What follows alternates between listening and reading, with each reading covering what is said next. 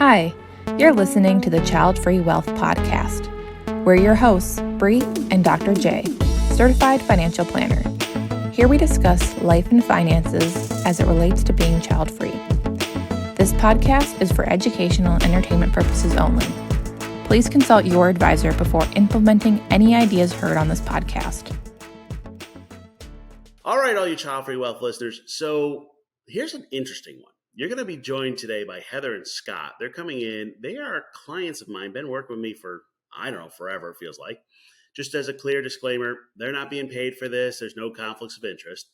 They are going to share their life and their story. It's a really interesting story about like this whole file thing and sabbaticals and doing something different, and you'll love it. So, hi, Heather and Scott. How are you doing? Doing good. Hi, doing good. You had nothing better to do on a Thursday than to record with me, or what? No. Slow day. We're excited. So tell me about you two. Kind of like, who are you? Where are you? Just kind of like who you are. Well, we live in Round Rock, Texas, which is a little bit north of Austin. We got married in 2020 during the pandemic after meeting on an app called Coffee Meets Bagel. And going good so far. Scott works for his family company, and I worked for the state of Texas until last August. Yeah, we're in our mid-30s and doing the child-free thing. The child-free thing. Yeah, the child-free thing. That's how we found each other. And we're going to pick up. So when I met Heather and Scott, just kind of like in the Wayback Machine here, we're talking about basic finances. And Heather was working this stage up. How long have you worked there? 10 years. 10 years. And now I'm going to use some words so Heather doesn't have to. It was like boring, right? Well, I worked with such a wonderful department, but I had been there for 10 years. And so by the time we met, there wasn't a lot of new challenges. And I was getting bored, and I felt very guilty and terrible about that, but also very bored, which was not good. And then we talked, and you suggested that I might quit this job I've had for 10 years that I was very comfortable in. And I said, well, why would I do that? And, I guess I could do the same thing elsewhere, which I guess I was raised to think that I would always need to have a job all the time. Like there was no question of like, oh, I'll just take a year off and figure things out. That was just not a thing, not in the realm of reality or possibility. So I was very resistant to that idea at first. That is an understatement. Okay. And by the way, if you're listening to this, you might have to watch the YouTube version of this because Scott's face tells the whole story. I'm just calling that out. So, all right, I'm going to give my version of the story now. So my version of the story was you guys were doing fine, nothing broken, kind of like, but what else could we do? Is that fair? Yeah. Mm-hmm. Yeah, we actually sought out your help because we moved in together and combined finances, and then we were like, well, now we're just saving money, and we feel like we're probably supposed to save for retirement or something, do something important now. Yeah. That we're not living hand to mouth. So we were kind of just shoveling it into an account, not even an account. Like we had her money was building up her account, my money was building up my account. We hadn't had a joint account, which we still don't, and probably should, but just haven't yet. Listen, if you're not going to get around to it during the pandemic, it's probably not going to happen. Yeah. But didn't really have a direction for our money. We didn't know what we were doing at all. Yeah, and I think direction for the money is one thing, but direction for the life is the other question. Because if I remember correctly, Heather was kind of like, well, I could use another challenge. I could do something else. And one of the traps of working a state or federal job is like it's good pay, stable, good benefits, and like you almost like can't lose your job. You can, but like it's hard, and it's a trap because then you're like, well, I could just keep doing this. I mean, you were doing project management stuff and all different types of fun stuff, but you're like, well, I could go over here, I could do this, and like essentially do the same thing in a different office. Is that fair? Yes. That was I sort of built my career there. I graduated from college with kind of a generalist degree, just for brevity's sake. And then I got I started there as an administrative assistant, and then I got a promotion, and then I got another promotion. And I realized one day that my job title only meant something if I continued working for the state. So they helped me get more education, and I was able to get a certificate in business analysis. So now that was my safety net of saying, okay, now I can tell people what I am, and they know what it is. And if I needed to, I could go do this somewhere else. And I felt very good about that. And that's why as soon as we started talking about me leaving, my entire focus was, well, that's great. I've got this certificate, and now I can go do the same thing somewhere else. And by the way, Heather, you're very normal. Like that's kind of like if you follow the state trap, the trap, and I call it trap because like once you're in it, and my wife's in academia, same type of trap. Once you're in it, you just keep going up that alley and just you get promotions, you move along. It just is what it is. And now for those listening, you're going, wait a minute. So she had a nice stable job and in the state actually has a pension even. Why would you ever leave that? And that is part of the trap. And from a financial standpoint, we started off, we did some like account stuff and paid off some debt and paid off the solar panels or something, whatever it was, something like that. We did all that. You guys were fine financially. And a lot of people get obsessed about the finances. And, Scott mentioned the combining accounts. Let's be real. Combining accounts doesn't really matter. What matters is, are you on the same plan together? And that was really what we're talking about. And I remember we did like some improvements to the house and things and budgeting. And then we did the math and we're like, if you wanted to not work, you could not work. And I swear that was when Heather wanted to come through the computer at me. Because you really thought this idea was crazy, didn't you? Yeah. I had just gotten out of the mindset of I have to track every single thing I buy and all my grocery bills and everything and make sure that I don't exceed this amount every month. And it was very tedious and anxiety ridden. And when I finally got to a point where I wasn't having to do that anymore, and we could just go out somewhere if we wanted to. We could just buy a video game if we wanted to and didn't have to really think about it too much.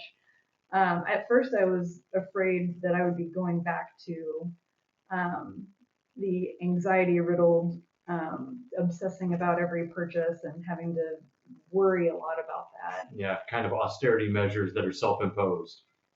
And honestly, I did kind of go back into that mindset, and I was much more fine with it than I thought I would be. It wasn't as anxiety inducing as when I was doing that all by myself, for sure. And then, I don't know, it was easy to get used to not just spending frivolously again, much more than I thought it would be. Well, and the challenge is put your money towards what you enjoy, and by the way, austerity measures, let's be real on this. Like the austerity measures where you're like, you make lunch for Scott so that he doesn't eat out. Like, seriously. And Scott probably got a better lunch out of that. Is that fair? Oh, no, that's very fair. We stopped going out 2 to 3 times a week, and we just went out once a month, which actually made it more fun. It is, honestly, it's something we look forward to now when we go out. And not just, we're bored, let's just go out. And you know what? We'll cook for each other. And we already did a weekly date night for each other. And it became I've never made chicken marsala before. I'm going to get good at that. And it became kind of a fun thing for us to look forward to each week rather than oh darn, we can't go to Chick-fil-A today. That's fair. And one of the things I find is with DINKs, dual income, no kids, you can usually live on one salary if you wanted to, which means then somebody can grow. And I call this the garden of the rose, where one person's taking a term to grow and one person is providing support. So Scott, you picked up the gardener rose role. You're providing support and the money and some of the other things. and Heather became the Rose. But before we go there, how long ago do you think Heather really should have like changed jobs? Was she ready to change years ago, or is like? It was when I knew her, and we'd been together for about 5 years, a little more than. Probably, I would say in like 6 or 7 years of her tenure at the state is about where the point where I noticed she started to. It was tiring for her to do some of the same repetitious work. Obviously, and she's still very good friends with a lot of the people she works with, but it was the work itself that was draining her at the end of the day. Yeah, I got a promotion after we met. Like about 6 or 7 years into your tenure. Well, about a year after we met, I got a promotion, so that kind of tided me over for a while. Of now I get to do some new stuff. That's true. But because it was a little bit new of the same, I did eventually start to get itchy again for something new. Yeah, and you two are very normal on this. What I find is that the gardener knows when the rose needs to have a change. The rose takes a little bit longer to take that step. And I freely admit, Heather took the step because I kicked her in the butt pretty hard. Is that fair? Oh, yes. Yeah. Oh, yeah. That's very fair. So here's what I said to Heather. I said, Heather, how about you take a 6-month sabbatical and figure out who you want to be when you grow up? And I swear the first answer was, I can't do that. Is that about right, Heather? Oh, for sure. I still feel like I can't do this. This isn't allowed sometimes, although I'm much more comfortable with it now. And by the way, I had to, for Heather, we had to do a budget down to like to the penny that you'd be okay doing this. So I got all the logic of it. And then Scott's like, just do it. Was that fair, Scott? 100%. I mean, like you said, you did it down to the penny, and I'm kind of a math guy. So I looked at him and went, math is solid, go. And so I meet with my clients every month, and we meet once a month. And so I did all the math. And I'm like, all right, Heather, let's do this. And she's like, oh, I can't do that. And then we came back another month, and I'm like, we've done the math. What's holding you up? Remember this period of time? Mm-hmm. Just one more project. This was my project baby, so to speak. And I just have to see it through kind of, but there's always another one. Well, that's the problem. That's the trap. I've always got this next project. And I was like, okay, let's just pick a date. Let's just do this. Now, the way I do sabbaticals, the first 2 months are you watch Netflix. Second 2, you figure out what you want to do. And the last 2, you actually go do it. And we picked a date. It was like August 1st. Was that the right date? It was about mid-August. Mid-August. So just pick one. I don't care which one. And did you have the moment of freak out when you gave your notice? A little bit. I had talked to my boss about it a little before that, about what I was considering, and he was really supportive of it. So I felt a little bit better and I gave like 2 months notice, so I'd have plenty of time to wrap things up. So I actually, at that point, I felt okay about it. And Scott sold you out because behind you, he's like, she was freaking out. Yeah. Yeah. Oh, yeah. I probably was, to be fair. Yeah. Not quite biting nails to blood, but biting nails. Yeah. And by the way, remember what's happened. We follow this standard life script. It says we got to go to school, we got to, get married, we got to have kids, we got to get a job, we got to retire. And now by being child free, we're come off the script. And now I'm pushing Heather like one more off the script of saying like, give up that great state job with a pension and figure out what you want to be. Follow your dream. I'll be honest. When we started, we had no clue what Heather wanted. Like something with writing or grants or nonprofits or animals. Like what else do we have in there? We had a few others.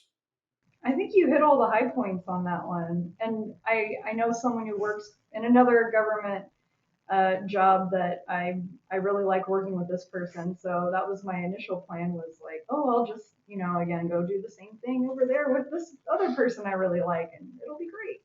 And it probably would have been, but also not my not what I wanted to be when I grew up. So part of what we're following it without, saying is this is the FILE lifestyle, financial independence, live early. It's setting the dial right for the right amount of work at the right time, at the right place. And really trying to say your money isn't what matters. What matters is your life, your happiness. I call it recondoing your life. What brings you joy? Focus it on that and get rid of stuff you don't. Now, by the way, I don't think I caused Heather any joy by kicking her out of her job. Now, mind you, I think Scott actually kicked her harder than I did, but we'll blame Scott. But the first day you don't have a job, did you freak out? No, we went on vacation right after, like the day after we left. Yeah. And so it did kind of trickle in slowly, the reality, because it was like being on a long vacation for a little while. Yeah, we came back and it was like, all right, well, I'm going into work today. And she's like, okay, cool. Have fun. And did you follow my advice to watch Netflix for the first 2 months? Yes, I did. With exception, you did like a study in there too, like you were a guinea pig for something, right?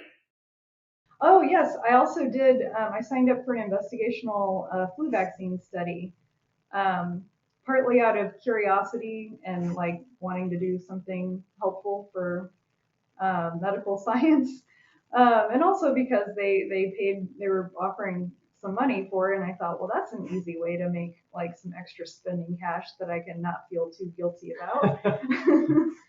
So this is another trap, which is like once you've been spending money, they call it the hedonic treadmill. You get stuck. You just got to always earn money. You got to keep buying more stuff. I also call it the gerbil wheel.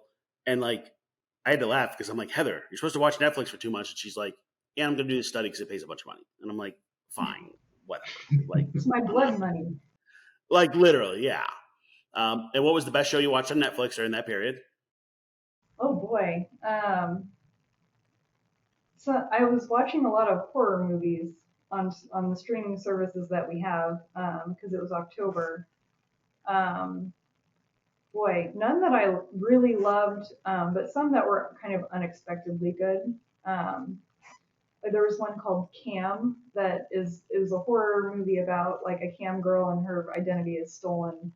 And I was expecting nothing from it. It was actually kind of interesting and well done. Yeah. So the reason why I do the 2 month Netflix is you have to flush your brain, which it sounds like you're watching that movie you were. Like, oh, yeah. This looks like it requires no effort from me. Right. But that's intentional because like when you get like stuck in a work mode, like you don't take the time to go, okay, who am I? What do I want to do? Whatever. And you just need to like kind of shut your brain off, do nothing. Then here's what happened. By pure dumb luck, you said October, but November was coming up. And November is a special event. If you haven't found it yet, it's called NaNoWriMo. And we'll include a link in the notes for this. And it's a National Novel Writing Month. And Heather had kind of like been poking around and like, well, maybe I'll do some grant writing. Maybe I'll do this. NaNoWriMo's up. And I'm like, Heather, why don't you write that book you've always been talking about and try the month? Do you remember that period of time? Mm-hmm. So how did NaNoWriMo go for you?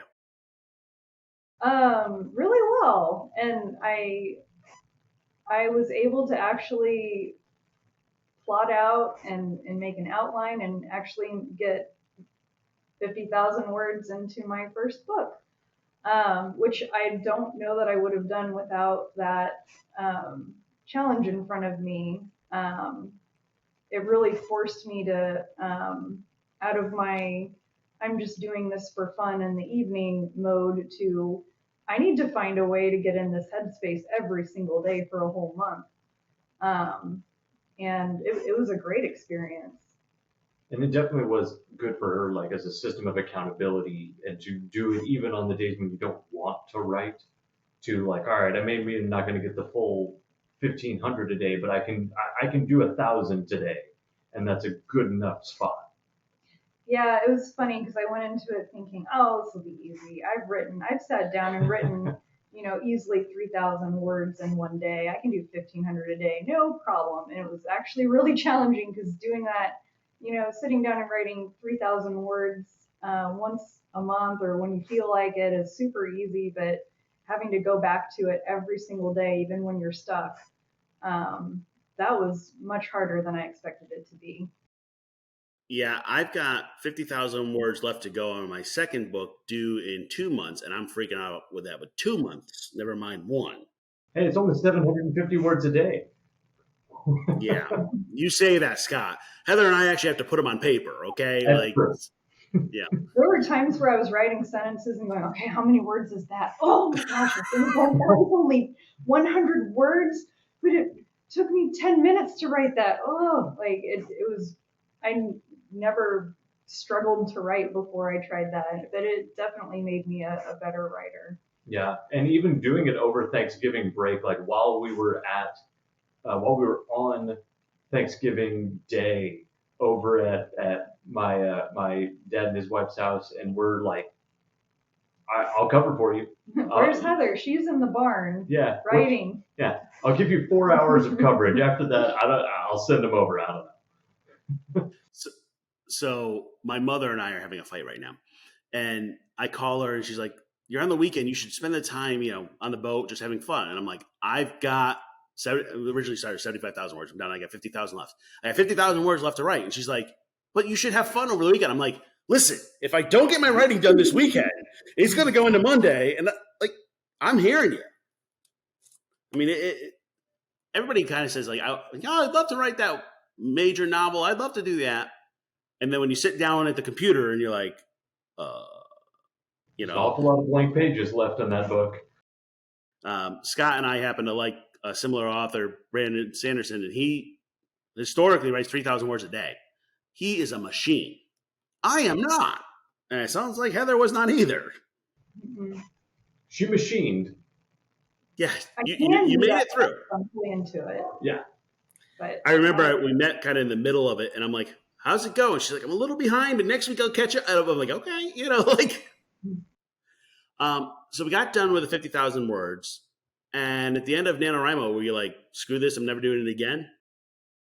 No, I really liked it, and I don't know, answering the question of what I wanted to be when I grew up was so hard because I couldn't. Other jobs that I had considered, like grant writing or just something in a nonprofit or something to do with animals that would require me to get much more education. I couldn't really try it out. And it was hard to, every job can sound great from the outside. And then the day-to-day experience is there's always different things about it that you don't know about. And so that's where I was really struggling with in theory, I'd love to do this, but I have no idea if I'd actually like doing that job on every day.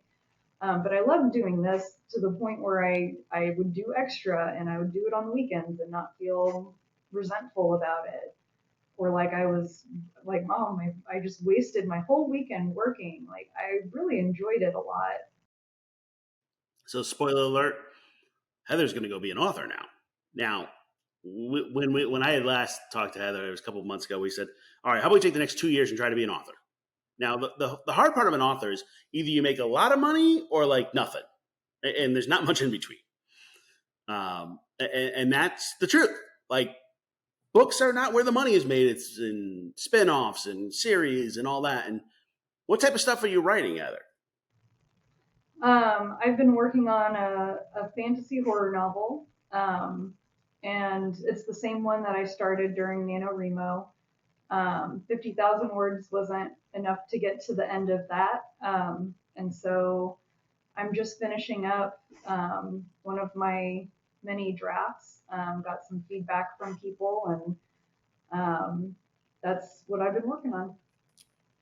And you want to give us the title or kind of where's it going? Kind of what's it about? I mean, give me a little, give me a little bit about the book. Yeah. You know?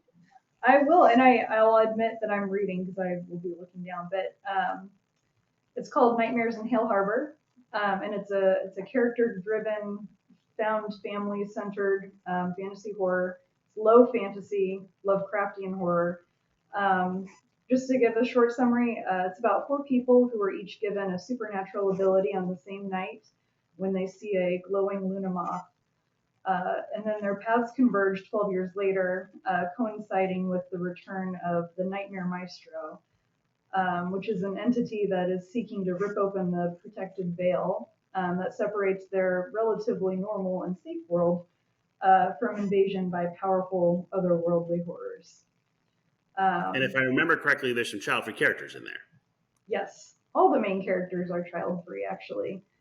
How is that possible? Only 25% of the US is child-free. We cannot have all child-free characters. I know. I didn't even think about it until after most of it was written. I kind of went, oh, all these main characters are child-free. I think it makes sense when you read it because if you were to look back and ask yourself, would any of these people have children? They're all kind of in lifestyles and pursuing dreams that are not conducive to that. Okay, so now let's play with this for a second. So now we're going to go out and we're going to publish it and all that. And your editor says, hey, at least 2 of these people need to have kids or be thinking about it. You okay with that? Nope. Okay.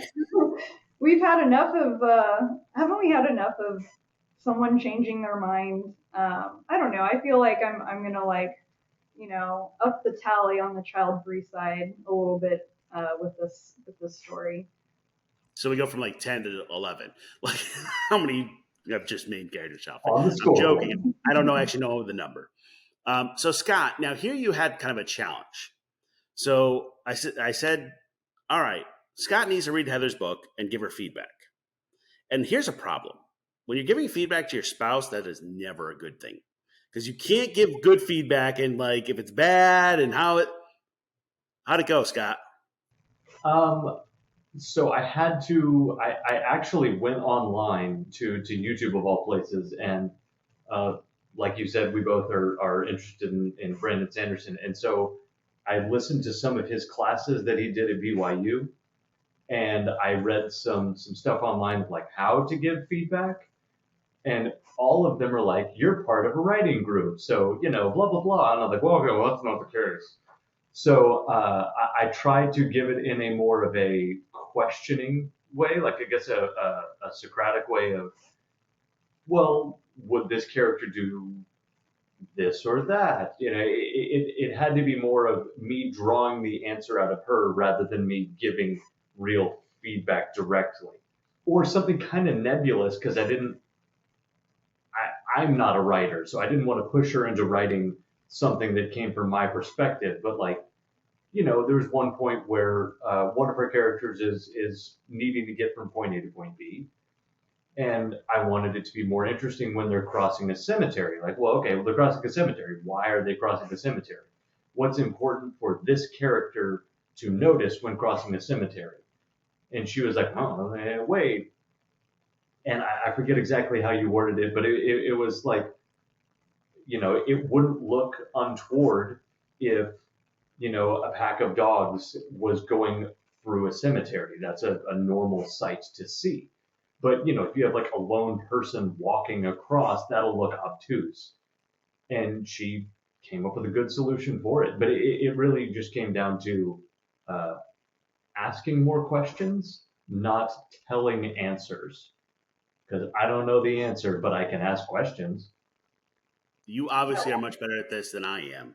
Because my wife, we're both PhDs, and she'll give me something, and I'll just word track changes and just start slashing and cut and slashing. And I'm like, what the heck did you mean here? This needs to move.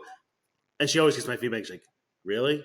Because it's all red and I taught English for a while in my earlier career. And one of the things that I learned quickly was that I have no idea where these students are going with their story. I mean, they were 12 or 15 or something, so neither did they. But what really helped to define it was, why did you write this? Well, I don't know why I wrote it. Well, let's come up with a reason. And then the reason will expound upon itself in the writer's mind to give them clarity for it. But I don't know how to do it. So, Scott, what you just said is you gave Heather feedback like she was a 12-year-old. No, that sounds bad that way. I gave her feedback as if I don't know what she's talking about, which is a skill that I learned. Wait, did I say that right? I gave her feedback as if I didn't know what she was You said talking that about. right. Oh, good. I've really got to be careful on that. When I didn't know what she was talking about. It was helpful. It helped make me rethink things and have a better answer, or to rewrite something so it wasn't just, well, that's how I imagined it in my head. That's why they did the thing. So it was helpful. Yeah, and by the way, I'm just having a little fun because why not? I mean, watching Scott squirm is fun. So as I told you, watch YouTube. But so let me pick on you for a second more, Scott. So if Heather goes and tries this author thing for 2 years, maybe makes money, maybe it doesn't. Is that okay with you? Totally. Yeah, I'm totally okay with that. Now, I'm going to ask you, this is a hard question. I apologize in advance. I'm going to throw it at you. Hit me. So, Scott, are you more proud of her now or her old job? Oh, unquestionably more proud of her now, of course. Aww. But, one of the things that's always attracted me to her is that she is a person who, if she's got a conviction, she's going to draw the line on it. She's going to hold the line on it. Hence the, are you going to change if the editor says that? I'm not as interested. I'm proud of her for making those kinds of choices. I'm proud of her for, leaping and doing it. Yeah. Thank you. Absolutely. And I can feel it. And, if you see the YouTube, you'll see that the love between you two guys is pretty obvious. Aww. Now, here's where I'm going with this, Scott. People say people's net worth, people's income is what determines their success or what they're worth or whatever. So you're saying you're more proud of her even though she's not making money yet at it. That's okay? Absolutely. Yeah, absolutely. Yeah, no, our income did decrease very significantly, but we don't have a lot of overhead. So, we don't have, we're child free. I don't know how else to say it. We don't have kids that are soaking up some of our income. So we just didn't save as, aggressively. We took some of the money that we were saving now and we put it towards her career, towards her dream. And you know what? What's the cost of her taking off 2 years in terms of the overall arching life? Pretty negligible. Yeah, and the way I say it is you're investing in her. Instead of investing in the stock market or your retirement, you're investing in Heather. Yeah. Heather, how are you feeling? You're 9 months into this whole project. Did you make the right choice? Yes, absolutely. I enjoy my life so much more now. And I love writing. And I hope I can make money doing it eventually. But even if I couldn't, this has been a really wonderful experiment to do regardless. And we may have to have Heather and Scott back once the book gets published. But one of the challenges is now you can self-publish, you can work with editors, work with agents. Where are you going with it? Well, I think I may get it professionally edited regardless, and try to send it to some agents. I made a list of some that I found that seemed to be in my genre, and see where that goes, and then decide if I want to go the traditional publishing route or self-publish. I'm open to both. And just to give people some context, so I just recently signed a deal with Source Books for my second book. Who knows what it's going to be called? Because we don't always get the author doesn't always get to pick. I get to pick these are the ones I like, and then they test them. But I have the book due in August of 2023. It'll be coming out December of 2024 if all goes well. So I mean, we're talking about 18 months from the time you finish the book to publishing. That's a long time. And I've gone through now, because my first book I self-published, and the second one I'm going through a publisher, and they're like, okay, this time we have to do this, and we have this marketing meeting, we have this meeting. There's a whole lot that comes with the publisher. That's a good thing. The downside is, it took me 8 weeks to even negotiate the contract. Everything takes forever. So Heather, you okay waiting 18 months, 24 months before the book hits the shelves? I think so. I mean, that's the perfect time to start working on the next one. Do you already have it in your head, the next one? Yeah, I think I have 3 kind of mapped out related to this one. And then gonna keep looking for more ideas. So the hard part of this one is you may not even actually sell a book in the next 2 years. Yes. How else to say it? Yeah, there's potential for that. So, and I call this kind of a leap of faith. And by the way, you do what you enjoy, then we figure out how to get paid for it. But you two are fine financially. This is that file. We got that dial right of that balance between you. You're taking a leap. You might write 3 books before the first book is sold. And Heather's giving me that look like, I didn't really do that, Matt. No, I'm joking. I just threw that on her. But yeah. But you enjoy it, right? Yeah, very much. This is the difference. As a child-free couple, you get to make weird choices like this. And if it doesn't work out, you had a couple of years writing great stuff, enjoyed your life, and you can do something else. Or who knows? Heather's the next Stephen King, and we're all kind of like begging for her autograph. And it's definitely kind of a bucket list item for her to tick off. Wrote a novel, check. Yeah, even if wrote all 3. happened. Yeah, wrote a series of novels that are not just, 50-page pulp, crank them out kind of things. Well, even if nothing happens beyond I self-publish it and 5 people buy it, I'd still be happy that I did it. As long as I get a early copy with an autograph, just saying. Absolutely. Now, I'm going to ask Scott this question first and ask Heather. So now you two have been through, let's call it an interesting almost year. Yeah, about a year. So the idea started a year ago. Let's call it that. Yeah. Anything you would do differently, Scott? I think I would probably try to, you mentioned the gardener and the rose earlier.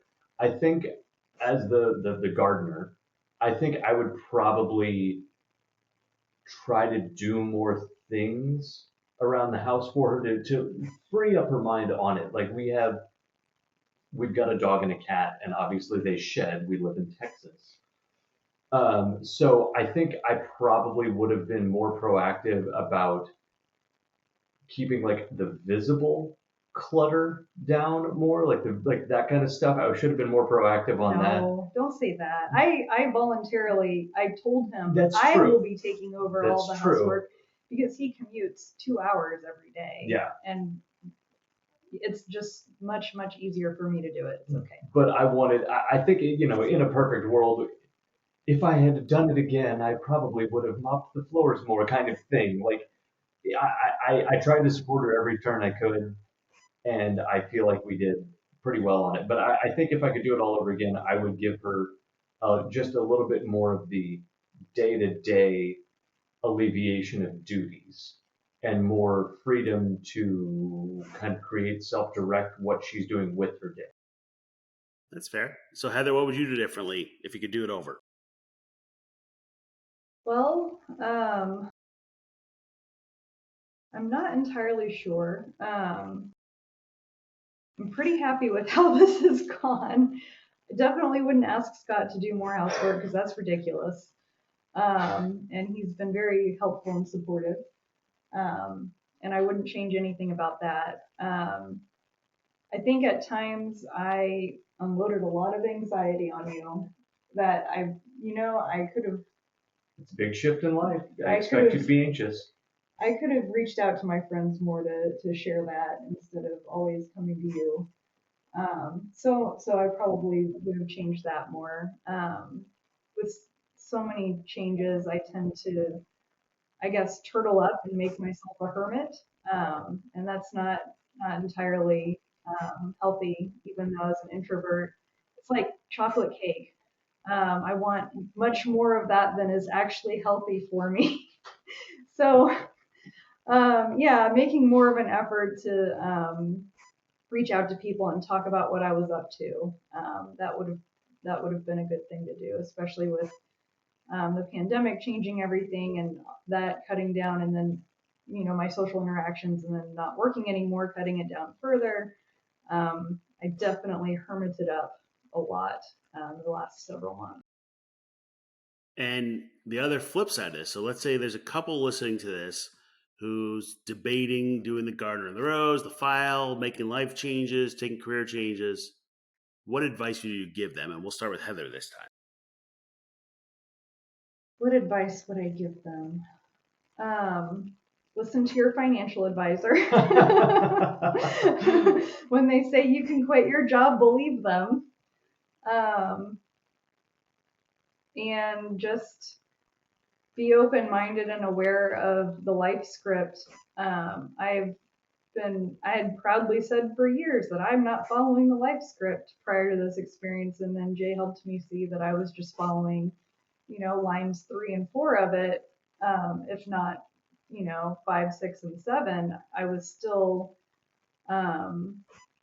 married to this assumption that I had to have a job in a traditional sense.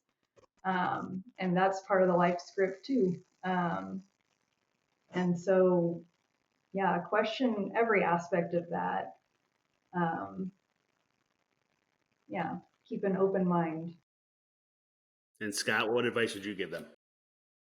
I would say that, if it is something you're interested in doing, find someone you trust, write down your reservations of why I don't want to do this. And by someone you trust, I don't just mean like your best friend, because they may say like, oh my God, I can't do that.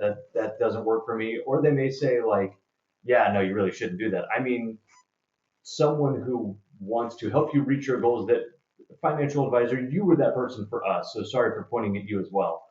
But, you got one life to live. I don't want to spend it working forever. I want to try some things out, and I know she wants to try some things out. Just do it and kind of maybe try and figure it out. And you don't have to commit to it for 2 years up front. You can commit to a change for 2 months. You know what? I'm going to take off. I'm at a point where I want to change careers anyway. Take off for 2 months, see how it is, and then see if you want to get back into the pool, so to speak. Yeah, don't choose fear. Yeah. I am not a risk-taking person. I'm cautious and I overthink everything. And I look at something from every angle before I do it, and that part's maybe good, but also, it was really a fear thing, my hesitation to do this, and I'm really, really glad that Jay and Scott persistently slapped my wrist and said, don't go get another job immediately and, think about it. And that was my fear response was, I can't have a gap in my resume. I need to go and run and get a new job immediately so that doesn't look bad. And, everything that I was afraid of in doing this was mostly coming from me and not a real threat. Yeah, that's fair. And by the way, we all have had trash that we have to fight. But you did it, and you're enjoying it. So let's say I am an agent, an editor. I want to reach out to you, or I want to read your work. Where can I find you, Heather? I have a website up. It's www.hkmclean, MACLEAN. And I will have some sample chapters of my book up on there. And then I have a Twitter, and I don't have the handle in front of me, but I believe it's also just HK McLean. We'll include it in the show notes, so email me those and no big deal. So thank you very much for being there. That's all for this week's episode of Childfree Wealth Podcast. Be sure to follow Childfree Wealth on social media, email us at podcast@childfreewealth.com, or visit our website, www.childfreewealth.com.